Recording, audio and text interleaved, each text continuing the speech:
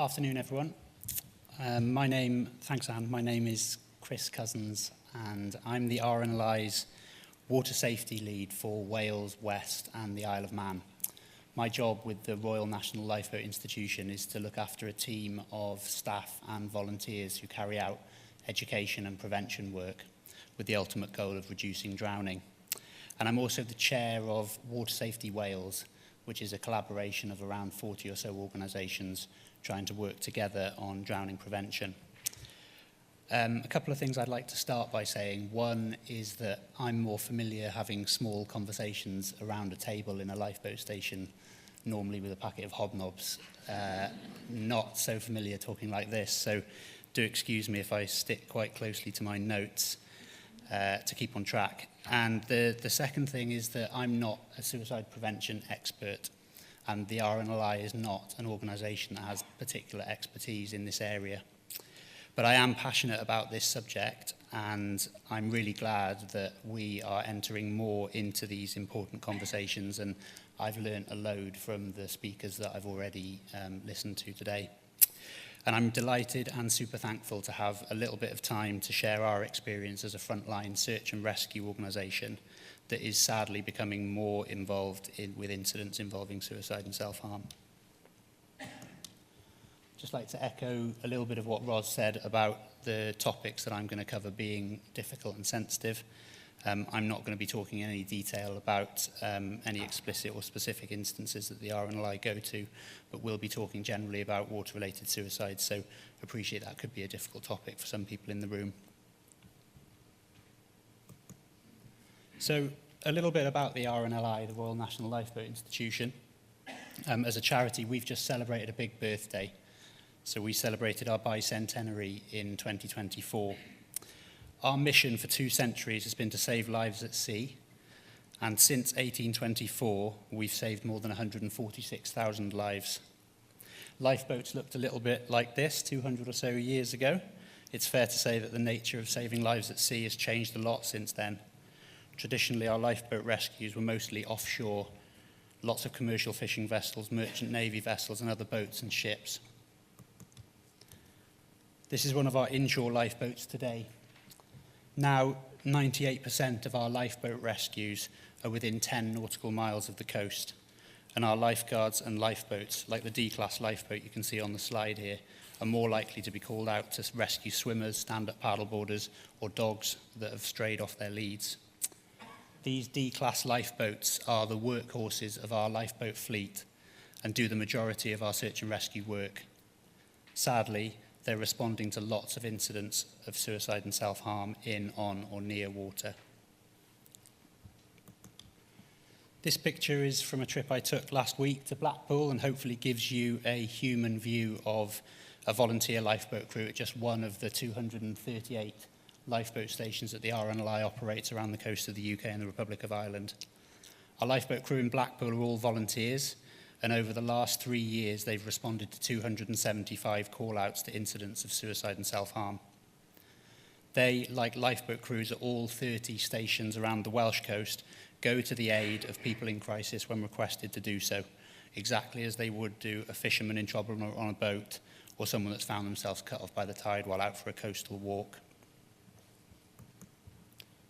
I'm just going to spend a little bit of time now talking about the issue of water-related suicide in Wales and the UK. Water-related suicide came into sharper focus for the RNLI and the wider water safety sector in 2019, when for the first time more people died in water-related suicides than in accidental drownings, both in Wales and in the UK as a whole. This was a moment for us to sit up and take notice. On the one hand, it was an opportunity to cautiously celebrate some of the impact we might have been having on reducing the number of accidental drownings. But it equally presented a whole new set of issues and challenges around how we support our people responding to suicide and self-harm, and how we can support and contribute to preventing suicide as well. These were relatively new concepts to the RNLI and other water safety organisations who'd traditionally been focusing on preventing accidental drowning. And at the bottom of the slide, I've included some data from the Water and Accident Incident Database, which show the number of water-related fatalities in the UK and in Wales in 2023. You'll notice that there's a high number of fatalities listed as not recorded, where there was insufficient evidence to categorise a fatality as either suicide or accidental. So many of these deaths will have in fact been suicides, so it's likely that the numbers that we report each year of water-related suicides are a significant underestimation. I'm just going to talk a little bit more now about why it's important to the RNLI. And as I mentioned, in 2019, there was a watershed moment when water-related suicide overtook the number of accidental drownings. In the 6 years since, the RNLI's involvement in incidents of suicide and self-harm has increased further, whether that's responding to people in the water, people threatening to enter the water, or sadly, body recoveries as well. A report from the RNLI's Data Evidence and Insights team looking at our lifeboats' involvement in suspected suicide or self-harm found that there were 9,911 lifeboat launches to incidents of suicide and self-harm in the 10 years to 2023. That makes up almost 10% of our overall lifeboat activity and an average of 834 lifeboat launches per year around the UK and Republic of Ireland. It's the third highest casualty type that our lifeboats are called to, behind motorboats and sailing vessels, and has the highest level of severity in terms of the outcome for the casualties. There's a visual reference on the slide as to where some of the higher frequency areas are, and just 15 of the 238 lifeboat stations that we operate respond to more than 50% of all suspected self-harm related launches. The numbers that you can see there are our life-saving areas, and the darker the colour, the more incidents that we respond to. This research was the first time that the RNLI has produced a data set specifically on incidents of suicide and self-harm.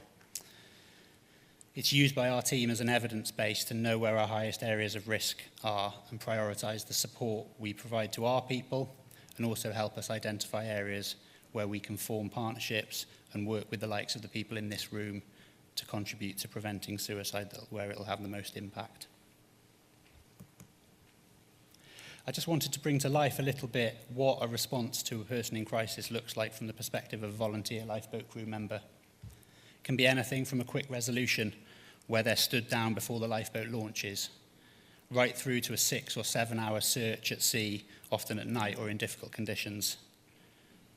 Sometimes our crew can be dealing with a person on the beach or in the water. It could be someone who's severely injured or clinging to a pier stanchion, all kinds of different scenarios.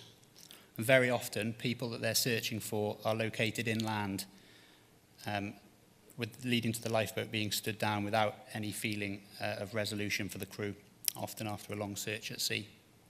Sometimes a casualty can be recovered from the point of drowning, having entered the water, and CPR or other casualty care needs to be given. And sadly, sometimes the job, but the very important job, of a lifeboat crew is to recover the body after a death by suicide.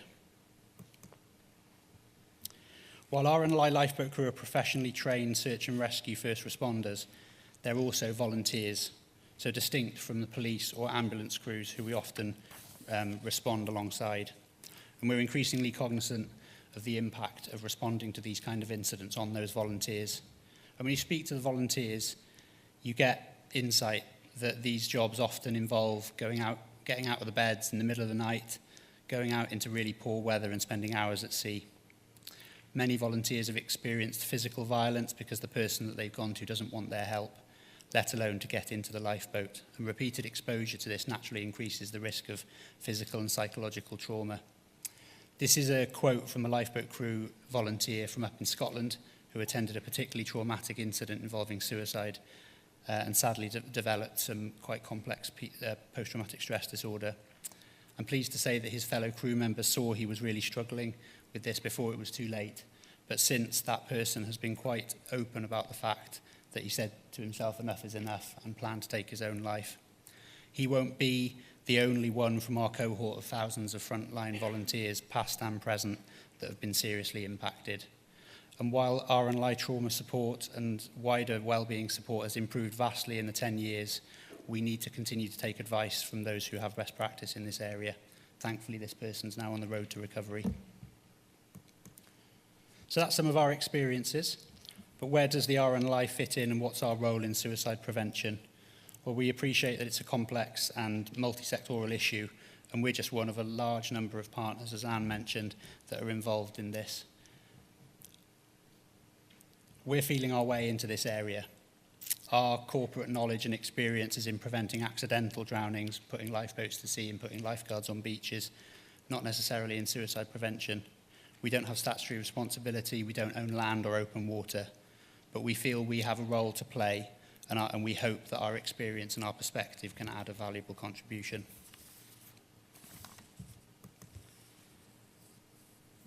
And we're focusing this contribution on two main areas. And firstly, it's our responsibility to prepare, protect and support our people that are involved in these incidents.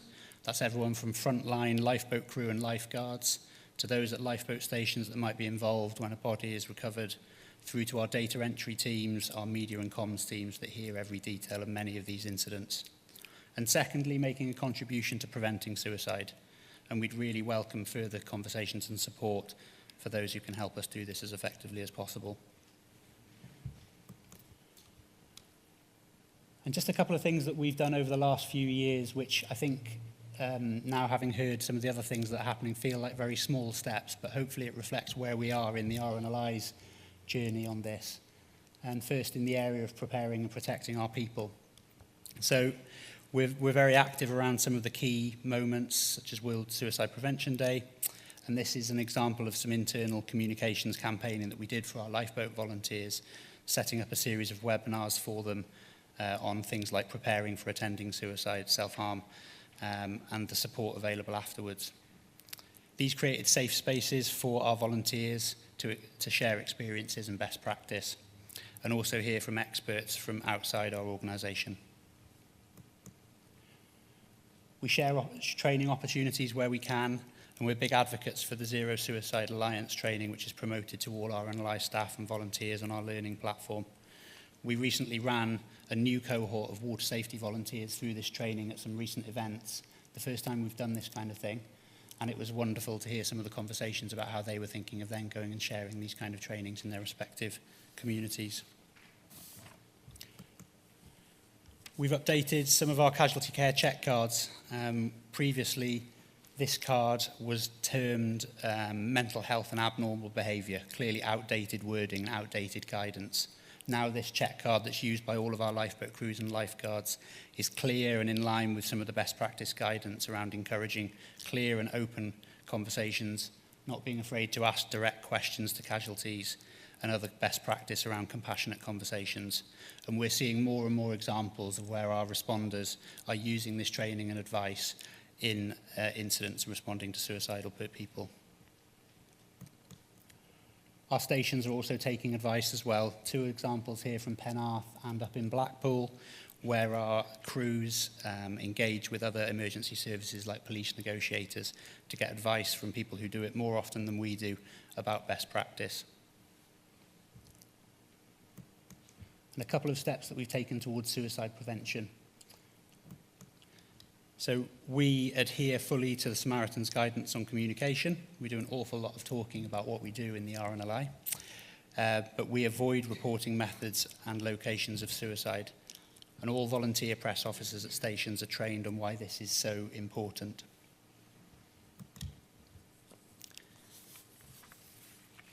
It's a big step forward that a contribution to a reduction in water-related suicide is one of the 7 key aims of the current Wales Drowning Prevention Strategy. This strategy has the endorsement of Welsh Government, and in the last 2 to 3 years, collaboration and linkage between the regional and national suicide prevention groups and the Water Safety Wales group has strengthened considerably. This strategy comes to an end in 2026, so later this year we'll be working on the next iteration. And I'm committed to making sure that the prevention of water-related suicide is properly considered and set up to succeed. And one final one is about data sharing. We collect a lot of data about what our lifeguards and lifeboats do. There are some caveats sometimes about the quality. It can be inputted by volunteers in the middle of the night when they want to go home. But nonetheless, there is some really interesting insight about fatal and non-fatal incidents that could help colleagues in the room understand some of the really precise locations, for example, that people enter the water. Conscious of time, and I think that's me. Thank you. Thank you for the opportunity. Lovely to see you all. And that's me.